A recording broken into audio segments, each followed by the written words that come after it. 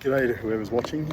This video is aimed at Department of Transport, Main Roads, any alliance partners who are involved with building the Fremantle traffic bridge replacement, traffic managers, project managers, traffic engineers, council staff, anything like that. What I want to show you today is best case detours for cyclists. Now, I know what's in the Austroads guides, had a look through them, but some of them, sometimes the guides are applied really well and sometimes not very well at all. So you can think of this as looking at best practice or lessons learned from a couple of projects. Now, there's actually two projects here we're going to review today. The one I'm on now, I'm in Burswood Park, and this project is approaching completion, and it's to build this new shared path from essentially the casino back to the Causeway. And what I want you to have a look at is just the absolute plethora of signage they've got along here for cyclists and pedestrians. Now, a lot of this stuff at the moment's facing the other way, of course. But a couple of things to notice. First, there's a lot of it. Second, it's down at the usual level that you expect for detour signage as a driver. It's not up high on poles. You're not looking. It's down at the usual eye line. Third, it's very large. It's kind of standard size you expect to see as a driver. It's standard colours. Thank you very much. And it's very, very clear from the signage that it's aimed at pedestrians and cyclists. Why is that? Well, half the sign is in white. It's got the pedestrian logo on the top and a cyclist logo on the bottom. So that's very clear who the target audience is for that sign. It's not drivers, it's not truck drivers or bus drivers or anyone like that. It's pedestrians and cyclists. So it's definitely something that should be adopted for the Fremantle traffic bridge project. Now, why am I having to do this? Well, I know what it's like working in big organisations, silos. Corporate knowledge, lessons learned, doesn't get passed from silo to silo, project to project. Now, if you're a project manager, you know lessons learned are supposed to be logged and applied at the start of the next project. I doubt that's being done because we've got a bridge here being constructed, the pedestrian cyclist bridge at the Causeway, which has best in class, world's best practice, gold standard, whatever you want to call it, detour set up. And at the same time, you've got same organisation, is building another bridge down at Fremantle, has to put detours in place.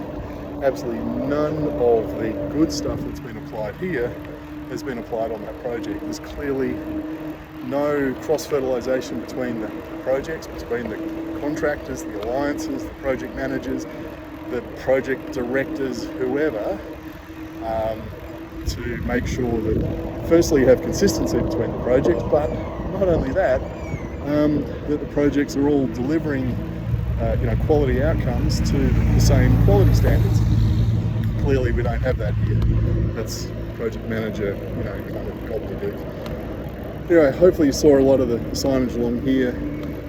That was Burswood. I'm not going to go back the other way because there's a thunderstorm expected and my microphone will probably get blown out. I'm actually got the wind behind me at the moment. Now we're going into the second project, which is the construction of this $170 million bridge next to the Causeway for pedestrians and cyclists. Now, first thing you might have noticed as I came around the corner there is the use of wrap, or I think it used to be hessian, now it's been replaced with wrap, which very clearly shows you that the path finishes there.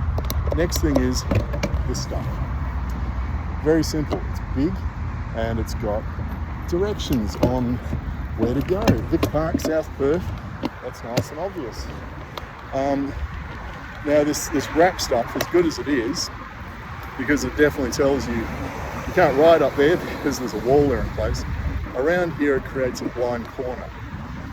And so there's positives and negatives to using it, costs and benefits, I guess, that you've created a risk of collisions, head-on collisions on that corner because the wrap is so close to what is quite a narrow path. But otherwise this detour is pretty good. I mean, you could have moved this, built a new path over there, further away, wider, better standard, blah, blah, blah. But anyway, let's just look at the signage as we go.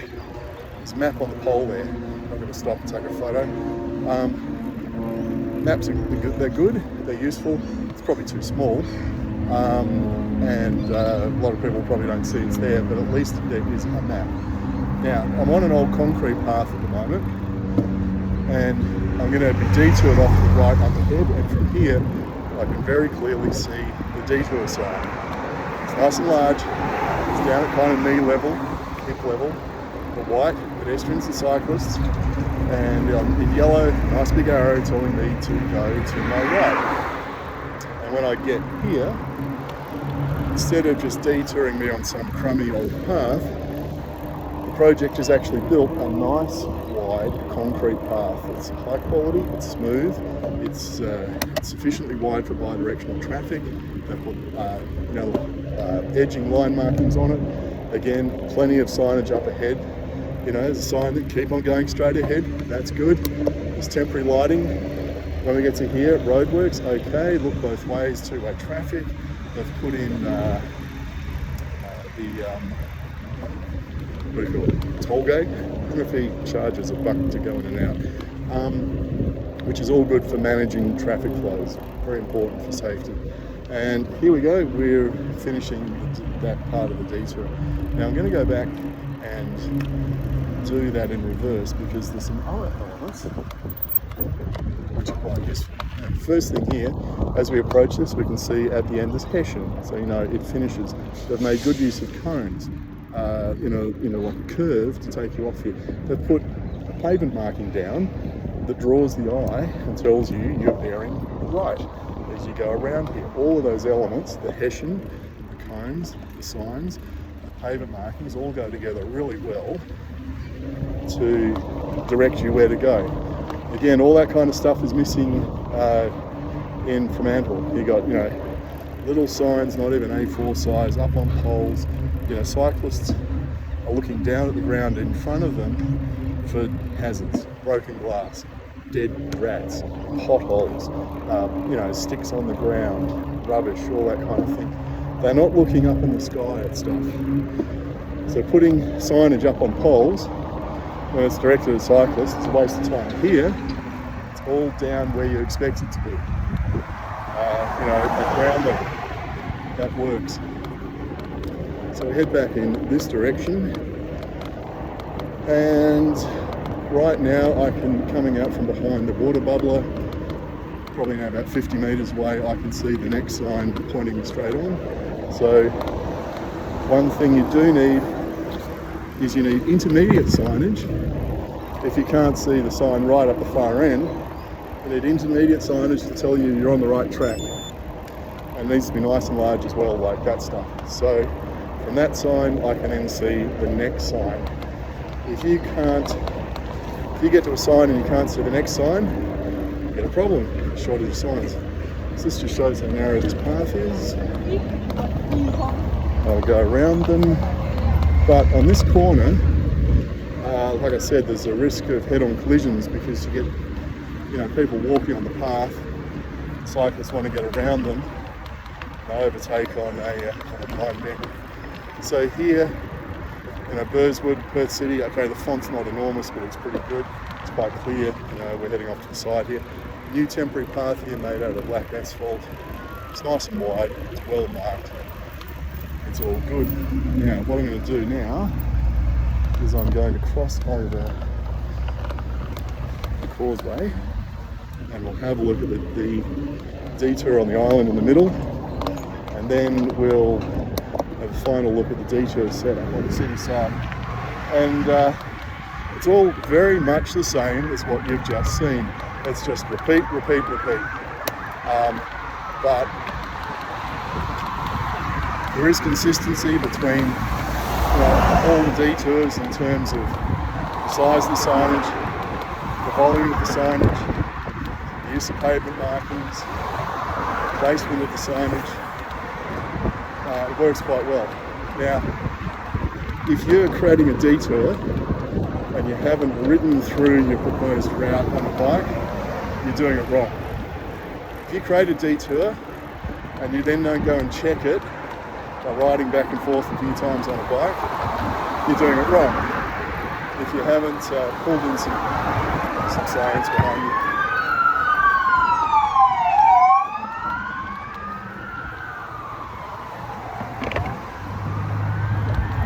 You have a nasty opinion of a couple of cyclists know the area. You're doing it wrong. Okay, nice big yellow sign. Roadwork ahead, drive slowly. So I guess that's aimed more at the drivers on the road than here. Signage off in the bush. Now they've used a fence here. There's no hessian. I think there was hessian there maybe previously. It's a good idea to have it so that when you're riding at it in low light conditions, it's clear the path just finishes, because in low light you don't see the mesh of those fences. Dead easy to just drive or ride straight into a fence unless you've got good street lighting.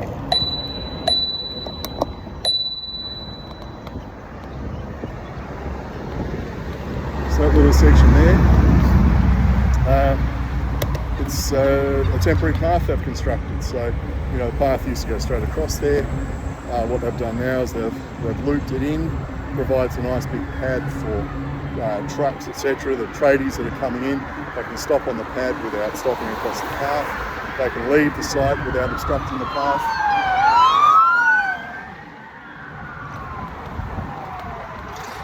Something's going on. It's a great safety feature. More work sites should have them. It's a fantastic way to stop collisions between people doing deliveries and coming into the site, and pedestrians and cyclists using the paths. Last year there was a cyclist in Melbourne killed when a concrete truck turned into a work site and turned left and ran him over and killed him. So that's the kind of thing you can avoid by putting that in. So anyway, good use of fencing along here. Again, it's nice to be temporary path. She's telling him to wait. Thank you. I like how along the bottom of the fence here they've used this kind of yellow and red Lego brick stuff.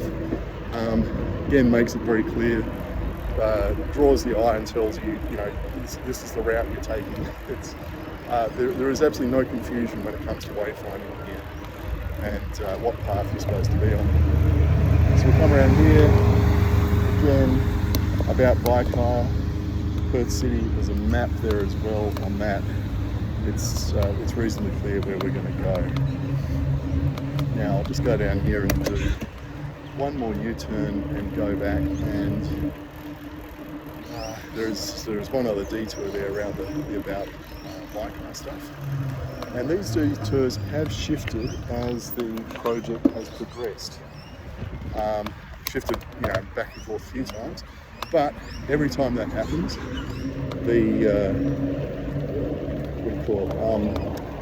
you have consistency with the signage and the placement. So back there was a detour ahead sign, good signage here, East Perth, Claysbrook, Northbridge, Vic Park, South Perth, blah blah blah. You know, really letting you know which path to take depending on where you want to go. So here, you know, a bespoke sign about bike. You know, they've obviously had that made up. We're never going to use that again. Footpath closed. More maps. Again, a nice new temporary path here. Look, you know how wide this thing is. You know, this is the kind of width you need. Good line markings on it. Look both ways too on traffic, and that's important because when you come around here, you have a lot of people just wandering out of the bike hire place there without necessarily looking. We get to this point, path closed. You can see again, it's been good use of hessian here. You know, no one's going to come riding around here at 6 o'clock in the morning on the way to work and slam into that fence because they didn't see that the fence was there. The hessian makes it extremely obvious that that path is closed. So if you miss the signage, you miss the cones and all the other stuff, hopefully the hessian would help. But like I said, with hessian or wraps, there's a double-edged sword, so you got to be careful about you know, how it gets used. So I'll just test this little bit of detour, but hopefully, you know, you can obviously see a lot of lessons that can be applied to the Fremantle Bridge project. Firstly, you know, if the existing path's not up to it, build new paths. You know, they could be temporary, they could be permanent. use nice big signage of the size that they're using here. Typically, you know, the same size as you use in any road detour to tell drivers where to go. You know, funnily enough, drivers and cyclists are issues with the same eyeballs. We don't have zoom capability or anything like that, so there's no reason why, you know, different sized signage should be used. Placement, you know, put it in the same location as other detour signage. Put it down on the road, or like knee level or whatever, where it's we're used to seeing it. You know, that one, it's got a truck symbol on it. Very clear where that's aimed at. You know, if the, I don't know here actually, if a detour is aimed at pedestrians and cyclists, use the pedestrian and cyclist symbols on half the sign, put an arrow on the other half to show them where to go. This is very kind of basic stuff. Hessian is good, lighting is good, pavement markings are quite important. Spacing of signage is important. You know, from one sign you've got to be able to see the next one. So if you need intermediate signage, you need to put that in. You need to test this stuff. You know, there's absolutely no use putting this stuff in unless you jump on a bike, or a couple of you jump on a bike and go and test it. And ideally, you get someone who knows nothing about the detour, never looked at the plans, has no idea what's going on. You get them to ride through it. And if they get befuddled, lost, confused, whatever, and come back and say, I don't know what I'm doing, then you got a problem. You need to go back and you know, replan it and do it again. You know, because that is an absolutely critical step. If you're not testing the stuff from the bike, then you can expect it to fail. So you know, hopefully there's some lessons learned there, a bit of corporate knowledge filed away for the next project. Really, I think you know, main roads and the Department of Transport should be documenting this site as a template for all future projects, and just, you know, showing prospective alliance partners or traffic management companies what's expected. Really, this is the standard that should be expected. And if they're not meeting it, well, got to do something about it. Okay, I'll just go through this one last little detour so I can see this one from the other side as well. Like I said, really a lot more of the same. So, you know, nice big signage. It's very clear there's a detour here off to the left. They didn't use a pavement marking there to direct you. It's usually a good idea to put something in like that. And you know, these are nice, clear, simple, easy to use detours that don't befuddle you whatsoever. That should be the aim. You should be able to ride through these things without having to stop or even slow down. If you can do that, you've done a good job. Alrighty, that'll do. Thanks for watching.